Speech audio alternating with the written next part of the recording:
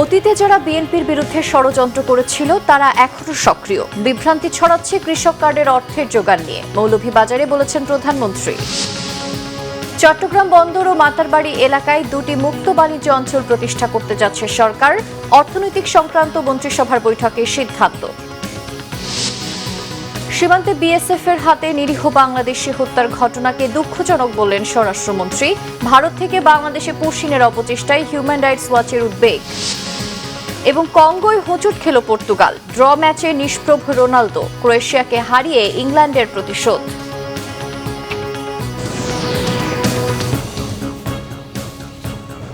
দেখছিলেন crown cement সংবাদ শিরোনাম, এবারে বিস্তারিত। অতীতে যারা বিএনপির বিরুদ্ধে ষড়যন্ত্র করেছিল তারা এখনো সক্রিয়, এমন মন্তব্য করেছেন প্রধানমন্ত্রী তারেক রহমান। বলেন, ফ্যামিলি কার্ড, কৃষক কার্ডের টাকার জোগান নিয়ে অনেকে বিভ্রান্তি ছড়াতে যাচ্ছে। জানান, জনগণের টাকা দিয়েই জনগণের জন্য কাজ করা হবে। জনগণের টাকা কোনোভাবেই বিদেশে পাচার হতে দেয়া হবে না বলে সাফ জানিয়ে দেন। দেশে বাক ও ব্যক্তি স্বাধীনতা প্রতিষ্ঠিত হয়েছে বলেও এ সময় জানান প্রধানমন্ত্রী। মৌলভীবাজার থেকে বিস্তারিত জানাচ্ছেন সিকান্দার রেমান। ভিডিও ধারণ করেছেন জাহাঙ্গীর আলম, সাথে ছিলেন জেলা প্রতিনিধি সৈয়দ হুমায়দ আলী শাহিন। পরিবারের নারী সদস্যদের হাতে ফ্যামিলি কার্ড দেওয়ার কর্মসূচিতে অংশ নিতে বুধবার সকালে প্রধানমন্ত্রী তারেক রহমান মৌলভীবাজারে আসেন। হযরত শাহজালাল আন্তর্জাতিক বিমানবন্দর থেকে আকাশপথে সিলেটের ওসমানী আন্তর্জাতিক বিমানবন্দর হয়ে সড়ক পথে মৌলভীবাজারের শ্রীমঙ্গল উপজেলায় আসেন তারেক রহমান। শ্রীমঙ্গলের ভিক্টোরিয়া উচ্চ বিদ্যালয় মাঠে আয়োজিত অনুষ্ঠানে যোগ দিয়ে ফ্যামিলি কার্ড বিতরণ করেন প্রধানমন্ত্রী। অনুষ্ঠানে 10 জন নারীর হাতে ফ্যামিলি কার্ড তুলে দেন সরকার প্রধান। একই সঙ্গে চা শ্রমিকদের আবাসন সমস্যা সমাধানে শ্রমিকদের 2 লাখ টাকা করে অনুদান, চা শ্রমিকদের সন্তানদের জন্য বৃত্তি প্রদান, প্রতিবন্ধীদের জন্য আর্থিক অনুদানের চেকও দেন প্রধানমন্ত্রী। বিএনপিকে গণমানুষের দল উল্লেখ করে প্রধানমন্ত্রী তারেক রহমান বলেন, বিএনপি সবসময় জনগণের কাতারে ছিল, সেজন্যই বিএনপির সবচেয়ে বড় শক্তি জনগণের শক্তি। তিনি বলেন, নারীদের স্বাবলম্বী করে গড়ে তোলার জন্য বিএনপি সরকার ফ্যামিলি কার্ডের প্রবর্তন করেছে। এখন এই কার্ডের অর্থের যোগানের বিষয়েও কথা বলেন প্রধানমন্ত্রী। যারা বলে কোত্থেকে আসবে ফ্যামিলি কার্ডের টাকা, কোত্থেকে আসবে কৃষক কার্ডের টাকা, কোত্থেকে আসবে, তাদের উদ্দেশ্যে বলতে চাই, এই জনগণের টাকা আর পাচার হতে দেব না আমরা। জনগণের টাকা দিয়ে জনগণের জন্য কাজ করা হবে, জনগণের অর্থ দিয়ে দেশের জন্য কাজ করা হবে, দেশের ভাগ্যের পরিবর্তনের জন্য কাজ করা হবে, জনগণের জন্য কাজ করা হবে। কাজে ইনশাআল্লাহ টাকার কোনো অভাব হবে না। আসুন, যারা এই দেশ থেকে টাকা পাচার করেছে, যারা এই দেশ থেকে টাকা বাইরে পাঠাতে চায়, জনগণের অর্থ টাকা বিদেশে পাঠাতে চায়, আমরা আজ থেকে তাদের বিরুদ্ধে কঠোর অবস্থান গ্রহণ করব। যেই বাজেটের মাধ্যমে, অর্থ বরাদ্দের মাধ্যমে আমরা জনগণের ভাগ্যের পরিবর্তন করতে চাই, সেই বাজেটকে যারা চানাচুরের সাথে তুলনা করে, যেই বাজেটে আমরা জনগণের জন্য স্বাস্থ্য সুবিধার অর্থ বরাদ্দ রেখেছি, কৃষক ভাইদের জন্য অর্থ বরাদ্দ রেখেছি, যেই বাজেটে আমাদের সন্তানরা যাতে ভালোভাবে লেখাপড়া শিখতে পারে তার জন্য সর্বোচ্চ বাজেট রেখেছি, সেই বাজেটকে বলে তারা গণবিরোধী বাজেট। পরে সদর উপজেলায় মৌলভীবাজার সরকারি উচ্চ বিদ্যালয় মাঠে ফ্যামিলি কার্ড বিতরণ অনুষ্ঠানে যোগ দেন প্রধানমন্ত্রী। এখানে সরাসরি এবং অনলাইনের মাধ্যমে আরো 20টি জেলায় ফ্যামিলি কার্ড বিতরণ করেন সরকার প্রধান। প্রধানমন্ত্রী বলেন, জনগণ বিএনপিকে 5 বছরের জন্য নির্বাচিত করেছে, দেশ পরিচালনার দায়িত্ব দিয়েছে। এখন যারা বিএনপিকে সময় দিতে চান না, তাদের বিষয়ে সজাগ থাকার কথা বলেন সরকার প্রধান। যারা বলে সরকারকে সময় দেওয়া যাবে না, তারা কি জনগণের পক্ষে কথা বলে নাকি বিপক্ষে কথা বলে? বিপক্ষে কথা বলে।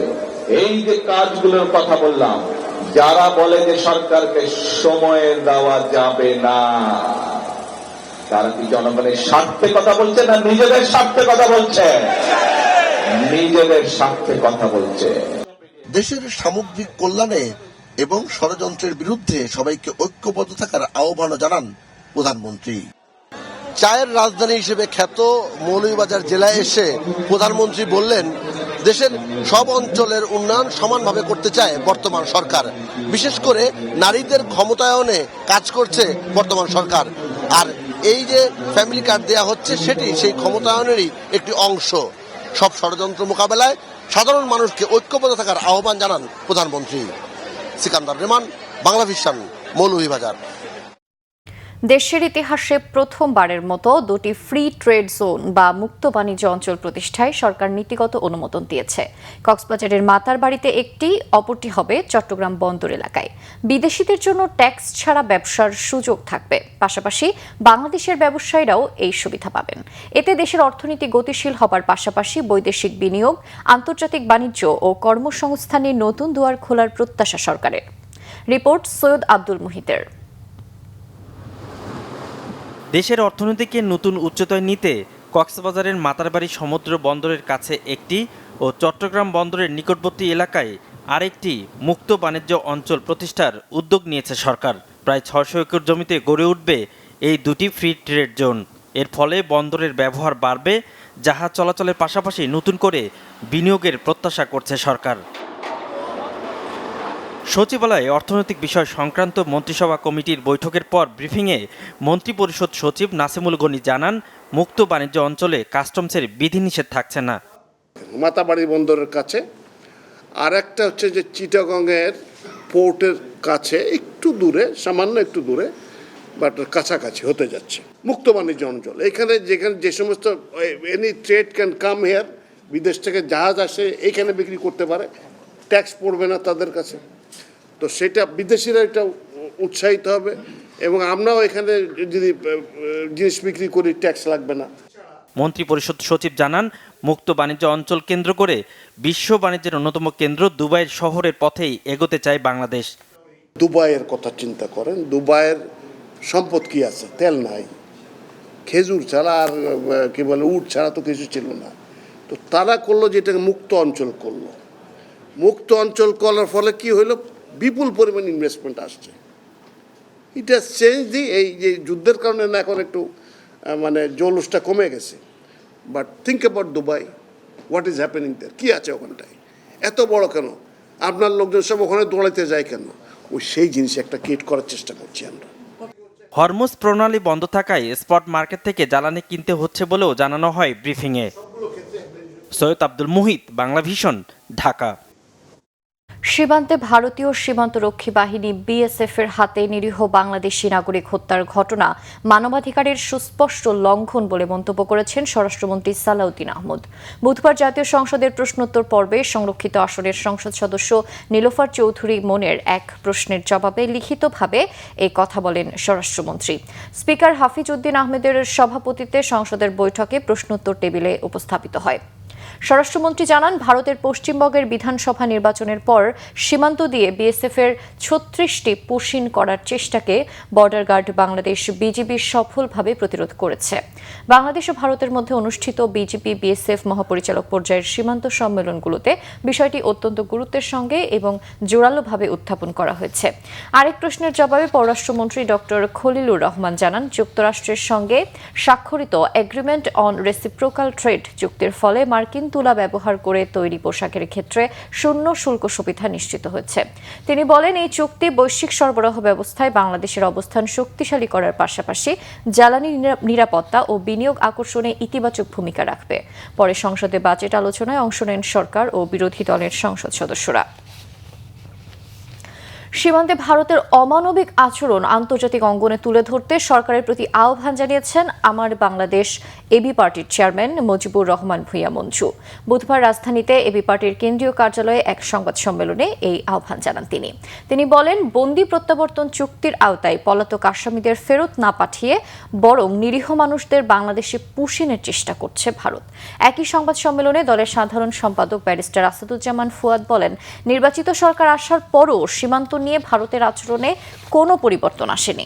গত ৫৬ বছরে সীমান্তে হত্যার শিকার মানুষদের তালিকা প্রকাশ এবং জুলাই গণঅভ্যুত্থানের আকাঙ্ক্ষার আলোকে সর্বদলীয় পররাষ্ট্রনীতি বাস্তবায়নের দাবি জানান আসাদুজ্জামান ফুয়াদ। ভারত থেকে বাঙালিদের বেআইনিভাবে বহিষ্কার এবং বাংলাদেশে পুশিনের অপচেষ্টায় উদ্বেগ জানিয়ে বিবৃতি দিয়েছে আন্তর্জাতিক মানবাধিকার সংস্থা হিউম্যান রাইটস ওয়াচ। প্রায় 5,000 মানুষকে পুশিনে বাধ্য করার অভিযোগ উঠেছে পশ্চিমবঙ্গের মুখ্যমন্ত্রী শুভেন্দু অধিকারীর বিরুদ্ধে। হিউম্যান রাইটস ওয়াচের প্রতিবেদনে বলা হয়েছে, এবছরের 1 জুন থেকে ভারতীয় সীমান্তরক্ষী বাহিনী বিএসএফ এর 21টি পুশব্যাক চেষ্টা প্রতিহত করে নারী শিশু সহ 2 শতাধিক মানুষকে ফিরিয়ে দিয়েছে বাংলাদেশের সীমান্তরক্ষী বাহিনী বিজিবি। পঞ্চগড় সীমান্তে একটি 75 ঘন্টার অচলাবস্থা সহ একাধিক ঘটনা ওই প্রতিবেদনে অন্তর্ভুক্ত করা হয়েছে। হিউম্যান রাইটস ওয়াচ জানিয়েছে, ভোটার তালিকা থেকে বাদ দিয়ে এবং কোনো আইনি সুযোগ না দিয়ে এই বহিষ্কার প্রক্রিয়া চালাচ্ছে ভারত, যা আন্তর্জাতিক মানবাধিকার আইনের লঙ্ঘন। এক্ষেত্রে পশ্চিমবঙ্গের নয়া মুখ্যমন্ত্রী বিজেপি নেতা শুভেন্দু অধিকারীর নাম বিশেষভাবে উল্লেখ করেছে হিউম্যান রাইটস ওয়াচ। এই প্রতিবেদনে শুভেন্দুর বিরুদ্ধে বাঙালি মুসলমানদের বাংলাদেশে অবৈধভাবে পুশব্যাকের জন্য বিশেষ অভিযান চালাতে নির্দেশ দেওয়ার অভিযোগ আনা হয়েছে। দীর্ঘ এই প্রতিবেদনে সংস্থাটির দক্ষিণ এশিয়া শাখার উপপরিচালক মীনাক্ষী গাঙ্গুলি ছাড়াও 9 জন ভুক্তভোগীর সাক্ষাৎকার সংযুক্ত করা হয়েছে। বিশ্বকাপ ফুটবল প্রসঙ্গ। শুরুতেই হোঁচট খেল ক্রিস্টিয়ানো রোনালদোর বিশ্বকাপ জয়ের স্বপ্ন। গ্রুপ কে এর প্রথম ম্যাচে কঙ্গোর সঙ্গে 1-1 গোলে ড্র করেছে CR7 এর পর্তুগাল। ম্যাচে অনেকটাই নিষ্প্রভ ছিলেন রোনালদো। গোলের দেখা পাননি CR7। কঙ্গোর সঙ্গে একটি পয়েন্ট ভাগ করেই সন্তুষ্ট থাকতে হয়েছে তার দলকে। মনির হোসেন খানের ডেস্ক রিপোর্ট। একটি বিশ্বকাপ সারা জীবনের আরাধ্য স্বপ্ন পূরণে 40 পেরিয়েও সবুজ গালিচায় ক্রিস্টিয়ানো রোনালদো। এবার পর্তুগাল বিশ্বকাপে শিরোপার অন্যতম দাবিদার। সকালে মেসির হ্যাটট্রিক, রাতে দেখার অপেক্ষায় CR7 এর ম্যাজিক। তবে প্রথম অ্যাসাইনমেন্টে পর্তুগাল হোঁচট খেল, কঙ্গোয় তাদের পা কাটল। যদিও কঙ্গোর বিপক্ষে নেভিগেটরদের শুরুটা আশা জাগানিয়া।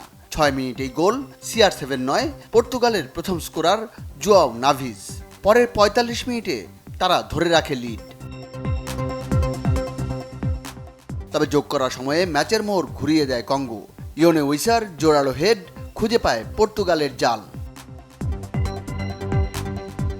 দ্বিতীয়ার্ধে গোলের একাধিক সুযোগ তৈরি করেছে পর্তুগাল। এর মাঝে একবার ইউরোপের জায়ান্টরা খুঁজে পায় প্রতিপক্ষের জাল।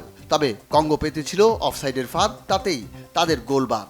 রোনালদোর দুটি প্রচেষ্টা পায়নি জালের ঠিকানা।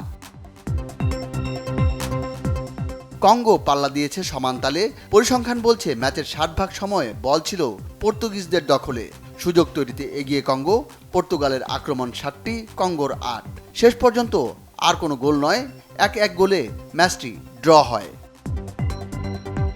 Monir Hossain Khan, Bangla vision sports desk. 2018 বিশ্বকাপে সেমিফাইনালে পরাজয়ের প্রতিশোধ 26-এ নিল ইংল্যান্ড। এল গ্রুপের হাই প্রোফাইল ম্যাচে 3 লায়ন্সরা 4-2 গোলে হারিয়েছে ক্রোয়েশিয়াকে। ম্যাচে জোড়া গোল করেছেন ইংলিশ অধিনায়ক হ্যারি কেইন। মনির হোসেন খানের ডেস্ক রিপোর্ট। এমন খ্যাপাটে রাত এবারের বিশ্বকাপে আর আসেনি। আসরের সবচেয়ে হাই প্রোফাইল ম্যাচ, ইংল্যান্ডের আভিজাত্যের সঙ্গে ক্রোয়েশিয়ার হার না মানা মানসিকতার লড়াই। প্রথমার্ধে গোলের পর গোল। ম্যাচের মাত্র 12 মিনিট ক্রোয়েশিয়ার ডিফেন্স ভাঙার চেষ্টা কোনসার। লুকা মডরিচের ফাউল, রেফারির পেনাল্টির বাঁশি। প্রথম দফায় ক্রোয়াট গোলরক্ষকের দারুণ সেভ, তবে নিজ ডিফেন্ডারের ভুলে আবারও শুটের রিটেক। এবার আর ভুল হয়নি হ্যারি কেইনের। লিড 3 লায়ন্সের। হার না মানা চরিত্র ক্রোয়াটদের জবাব দিতে সময় লাগলো 24 মিনিট। পিটার সুসিচের ডিফেন্স সেরা পাস। মার্টিন বার্তোনা খুঁজে পেলেন ইংল্যান্ডের জাল। প্রথম গোলটি পেনাল্টি থেকে, তাতে কি হ্যারি কেইনের মন ভরে? আরও একবার জ্বলে উঠল 3 লায়ন্স ক্যাপ্টেন। 42 মিনিটে তার গোল পারফেকশন আর নান্দনিকতার মিশ্রণ। পেটে গোল গেলেই ঘুম ভাঙে ক্রোয়েশিয়ার। হাফ চান্স কাজে লাগাতে বেশ পটু। সমতায় ফিরতে আর দ্বিতীয়ার্ধের অপেক্ষা নয়। প্রথমার্ধের অন্তিম সময়ে পিটার মুসার লক্ষ্যভেদ, বিরতিতে 2 দল সমানে সমান। প্রথম ভাগে 4 গোল, দ্বিতীয়ার্ধে নান্দনিক ডুয়েল দেখার অপেক্ষায় বিশ্ব ফুটবল।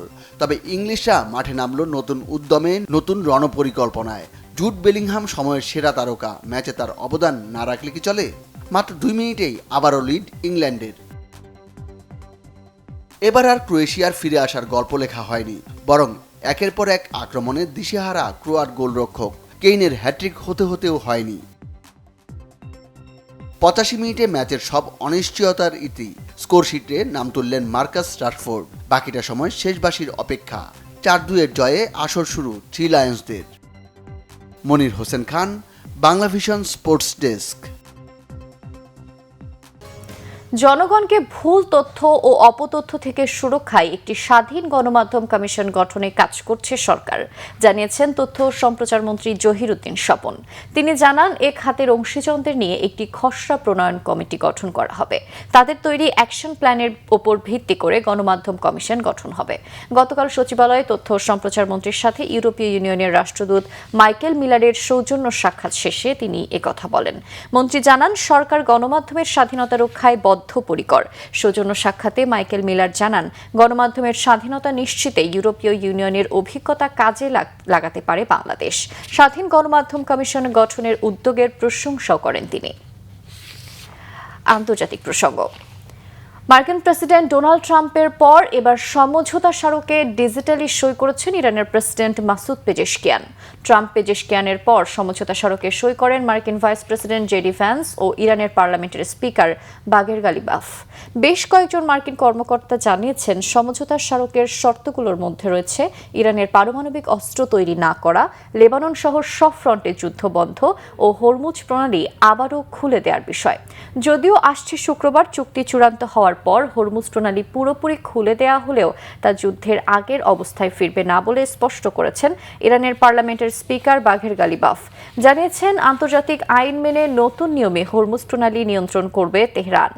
এদিকে সমঝোতা স্মারকে লেবাননে যুদ্ধবন্ধের কথা থাকলেও দেশটির বিভিন্ন অঞ্চলে এখনও থামেনি বর্বর ইসরায়েলের নৃশংস হামলা। তবে এমন পরিস্থিতিতেও যুক্তরাষ্ট্র ও ইরানের মধ্যে সমঝোতা স্মারক ডিজিটালি সই হওয়ার ঘটনাকে বড় বিজয় হিসেবে আখ্যা দিয়েছেন হিজবুল্লাহর প্রধান নাইম কাশেম। সংবাদ শেষ করব ক্রাউন সিমেন্ট শিরোনামগুলো আরেকবার জানিয়ে।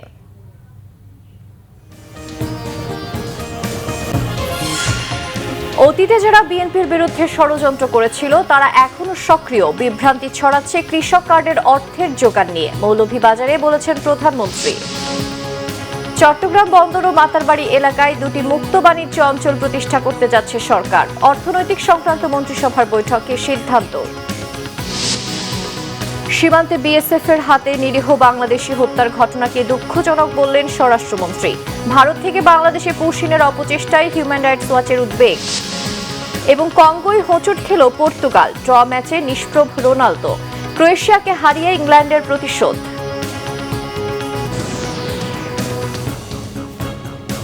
এই ছিল এখনকার মতো। পরের সংবাদ সকাল 10টায়। এর আগে 9টায় রয়েছে নিউজ টপ 10 দেখার আমন্ত্রণ রইল। এছাড়া বাংলা ভিশন সংবাদ ও সংবাদ সংশ্লিষ্ট অনুষ্ঠান দেখতে ভিজিট করুন www.bvnews24.com ও facebook.com/banglavishnewse এবং সাবস্ক্রাইব করুন youtube.com/banglavishnewse। ধন্যবাদ।